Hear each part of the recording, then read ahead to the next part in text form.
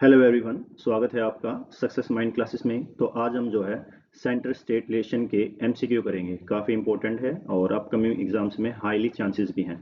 तो चलिए स्टार्ट करते हैं बिना किसी देरी के। तो पहला question, which article of the Indian constitution deal specifically with legislative relation between centre and state. तो कौन से इंडियन कॉन्स्टिट्यूशन के कौन से आर्टिकल्स हैं जो कि सेंटर स्टेट रिलेशन के लेजिस्लेटिव रिलेशन को दर्शाते हैं।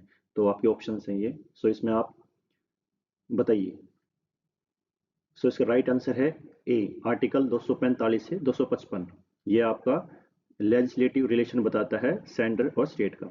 Second question, under the normal circumstances state legislature have exclusive power to legislative on the subject enumerated which in which list. कहता है कि नॉर्मल सर्कमस्टांसेस में जब विधानसभा जो है के पास पावर होती है कानून बनाने की, तो कौन से सब्जेक्ट से कौन सी लिस्ट के अंदर जो आपका आता है। क्या unit list, state list, concurrent list या रेसिडुअरी सब्जेक्ट। सो इसका राइट आंसर है state list. Next question, who can make extra territorial legislation applicable to Indian citizen and their property world wide. तो अब ये क्वेश्चन कह रहा है कि इनमें से कौन सा जो है ऑप्शन में से एक्स्ट्रा टेरिटोरियल लेजिस्लेशन मतलब अपने दायरे से बाहर निकलकर कानून कौन बना सकता है। अगर कोई संस्था है या कोई इंस्टीट्यूशन जो इंडियन सिटीजन्स और उनकी प्रॉपर्टी के लिए, चाहे वो वर्ल्ड वाइड हो, क्या वो स्टेट लेजिस्लेचर है, पार्लियामेंट है, प्रेसिडेंट है या सुप्रीम कोर्ट है। सो इसका राइट आंसर है आपका बी। सो पार्लियामेंट एक ऐसा जो एक्स्ट्रा टेरिटोरियल लेजिस्लेशन बना सकते हैं। So right answer is B. Which of the following amendment transfer the subject of education from the state list to concurrent list. तो कौन सा अमेंडमेंट हुआ था जिसमें जो एजुकेशन जो है जिसको स्टेट लिस्ट से निकालकर कांग्रेस लिस्ट में डाल दिया गया था। तो वीडियो को पॉज करके आप इसका आंसर कीजिए। सो आई होप दैट आपने आंसर कर लिया होगा। So answer is B. तो 42nd कॉन्स्टिट्यूशन अमेंडमेंट एक्ट 1976 में इसको एजुकेशन को कांग्रेस लिस्ट में डाल दिया गया था। इसको मिनी कॉन्स्टिट्यूशन भी कहा जाता है। So remember this. Next question, question number 5, being a federal constitution which of the following power of constitution of India divide between centre and state. संघीय संविधान होने के नाते जो पावर का डिस्ट्रीब्यूशन है सेंटर और स्टेट के बीच में कौन कौन सा है। ए लेजिस्लेटिव, एग्जीक्यूटिव, जुडिशरी और फाइनेंशियल। देखो इसमें ना एलिमिनेशन टेक्निक लग जाती है। जुडिशरी तो बिल्कुल ही अलग हो जाता है, जुडिशरी इसमें नहीं आता। सो यहाँ से आप एलिमिनेट कर सकते हो थर्ड को। So third eliminate, that means answer is 4। So first, second, 4। सो इस प्रकार से आप इसको आंसर दे सकते हैं। तो ये थे कुछ स्टेटमेंट वाइज क्वेश्चन जो कि एसएससी प्री में या सॉरी मेंस में पूछे जाते हैं काफ़ी बार। Question number 6. If a conflict arises between law made by Parliament and law made by the state legislature in the congruent list, which law prevail under the general circumstances? कहता है कि अगर parliament के द्वारा कानून बना दिया गया या स्टेट लेजिस्लेचर के द्वारा कानून बनाया गया हो कॉन्ग्रेंट लिस्ट से, तो कौन सा कानून जो है वो प्रिवेल करता है अगर मान लो कॉन्फ्लिक्ट भी अराइज होता है। सो ऑप्शन आपके समक्ष हैं। 2 सेकंड के लिए आप इसको पॉज किए और इसको आंसर करने की कोशिश कीजिए।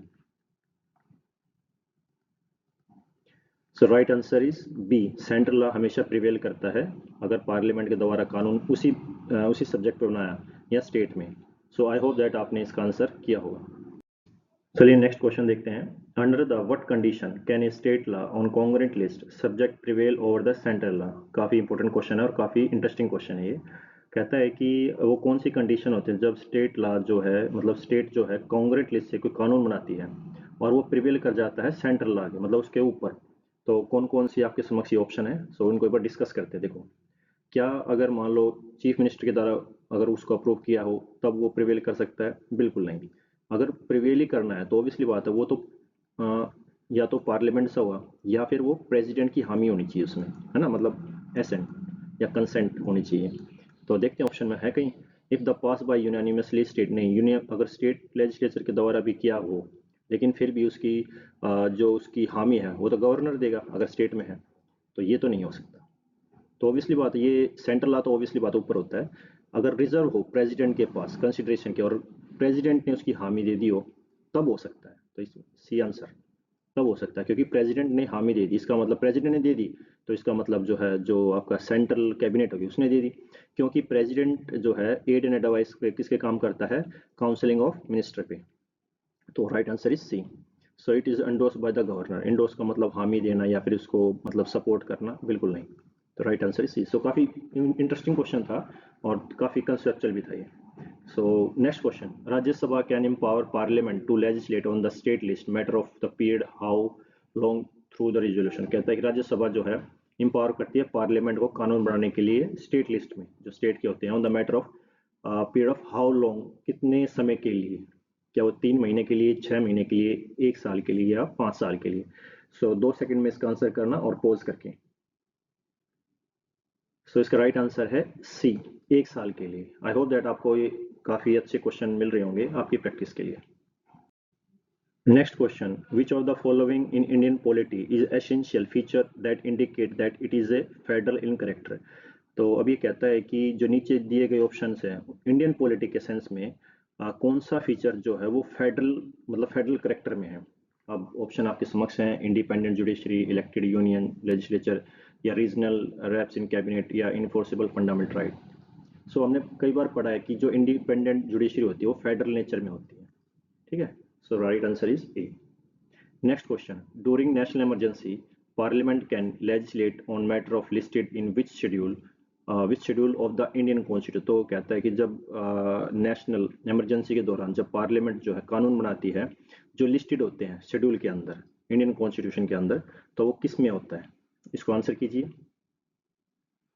सो ऑब्वियसली बात है, जब स्टेट लिस्ट में जब इमरजेंसी होती है तो पूरे भारतवर्ष पे होती है, तो पार्लियामेंट के पास पावर है कि वो जो स्टेट लिस्ट में जो भी सब्जेक्ट आते हैं उसके ऊपर वो क्या बना सकती है, कानून बना सकती है। तो इसका स्टेट लिस्ट, समझ गए आप कि ये कह रहे हैं ना कि parliament can legislate on the matter of list, कौन सी लिस्ट में, तो स्टेट लिस्ट पे वो बना सकती है।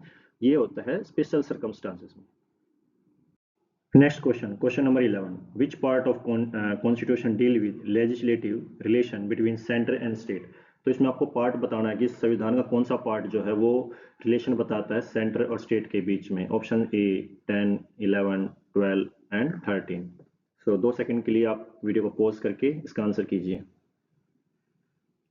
सो इसका राइट आंसर है आपका बी, पार्ट 11 जो है आपका रिलेशन बताता है सेंटर और स्टेट में, लेजिस्लेटिव, कानूनी।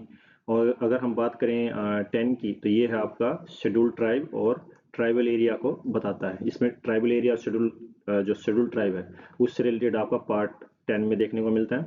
और पार्ट 11 की बात करें तो इसमें आता है फाइनेंस, ओके। और 13 में अगर बात करें, जी सॉरी 12 में और 13 में बात करें तो आपका आता है ट्रेड।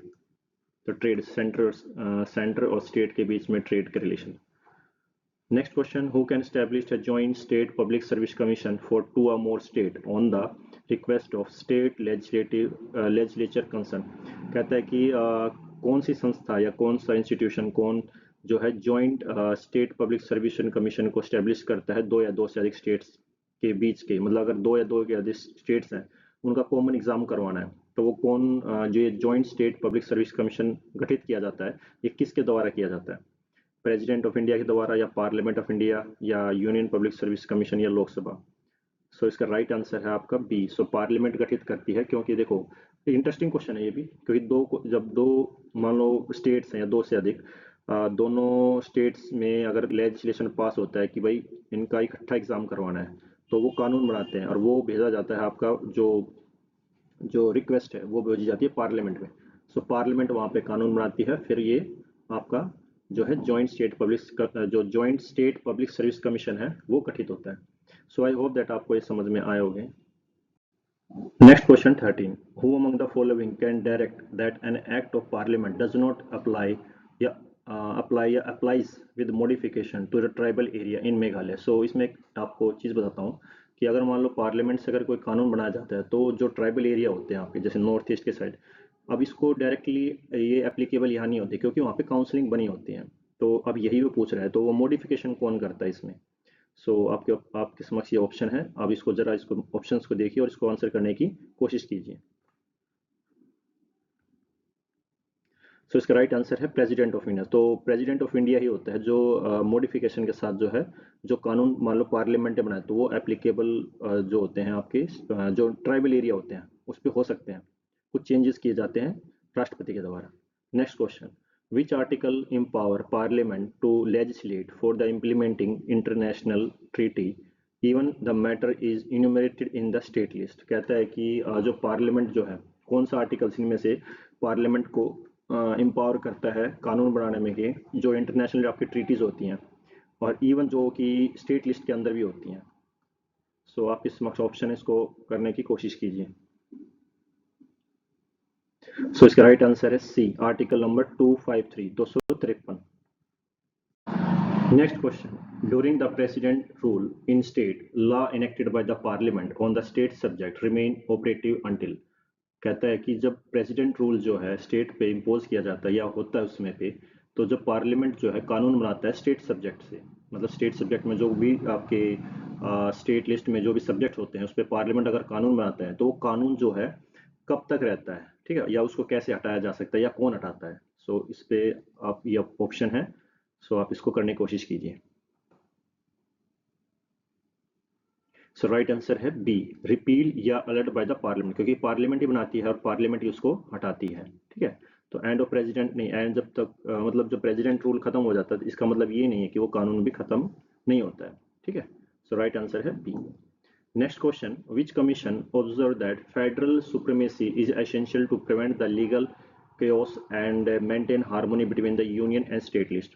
कहता है कि कौन सा कमीशन बैठा था कि जो फेडरल है उसकी सुप्रीमेसी रहे, इसके अलावा जो सेंटर स्टेट के बीच में एक हार्मोनी रहे, मतलब बैलेंस रहे। तो कौन सा कमीशन था, क्या वो कौन सी कमीशन था, सरकारिया कमीशन था या राजमन्नार कमेटी थी या एडमिनिस्ट्रेटिव रिफॉर्म कमीशन थे। सो 2 सेकंड के लिए आप इसको पोज करके इसको करने की कोशिश कीजिए।